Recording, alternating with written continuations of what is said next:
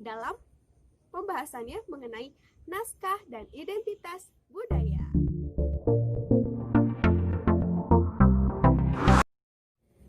Pada sambutannya kali ini, beliau membuka dengan bercerita tentang naskah Serat Centini yang dimiliki oleh salah satu masyarakat yang hendak dijual seharga 3 miliar.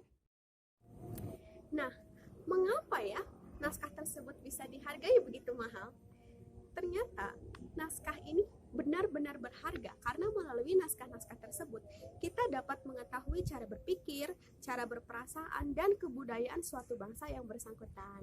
Atau dengan kata lain, naskah-naskah tersebut dapat menjadi saksi tertulis mengenai kehidupan bangsa-bangsa yang bersangkutan yang tertuang di dalam sambutannya.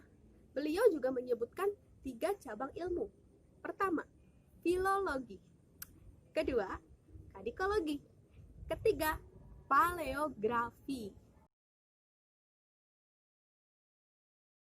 Pertama, filologi itu apa sih? Jadi, filologi merupakan suatu bidang ilmu yang mempelajari isi kandungan suatu naskah. Stop.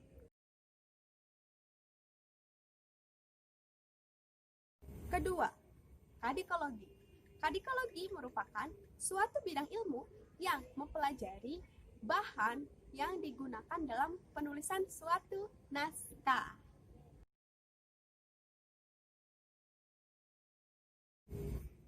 Ketiga, paleografi, yaitu suatu bidang ilmu yang mempelajari tentang tulisan-tulisan kuno.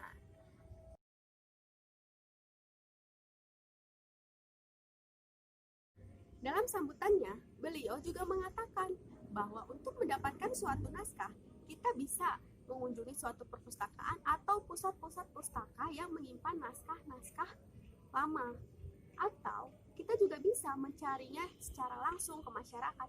Tetapi banyak masyarakat yang belum percaya untuk menyerahkan naskah-naskah tersebut kepada peneliti, sehingga diperlukan pendekatan yang lebih dan lebih dalam sehingga masyarakat bisa percaya untuk memberikan naskah tersebut kepada peneliti. Selain sumber-sumber naskah, Dr. Titik Pujiastuti juga bercerita mengenai bahan-bahan yang digunakan dalam penulisan suatu naskah.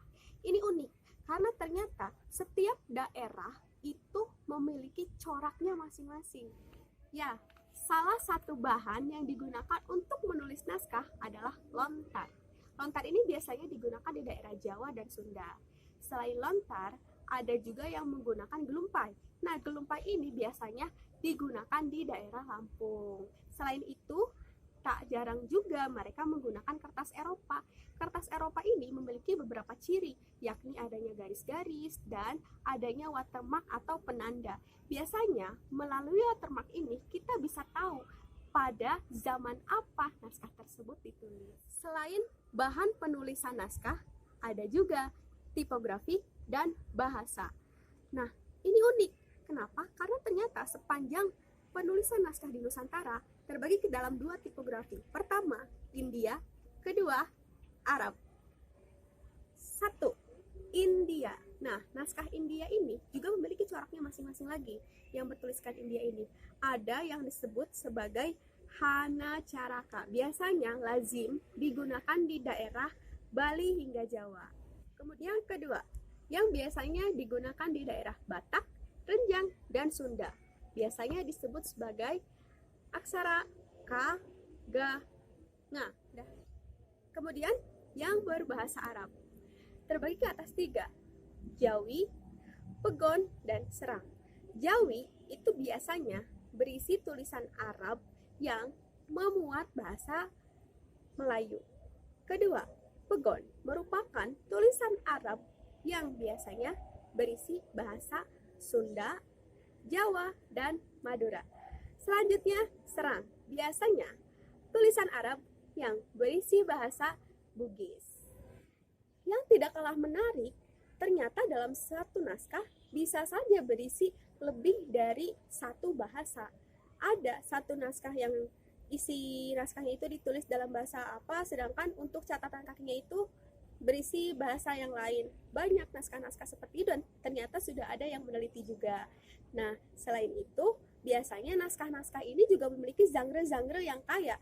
Tidak hanya berisi tentang cerita-cerita saja, melainkan ada juga yang berisi tentang naskah keagamaan, naskah sastra, sejarah, moral, kemudian ada juga obat, teknologi, undang-undang, dan lain-lain.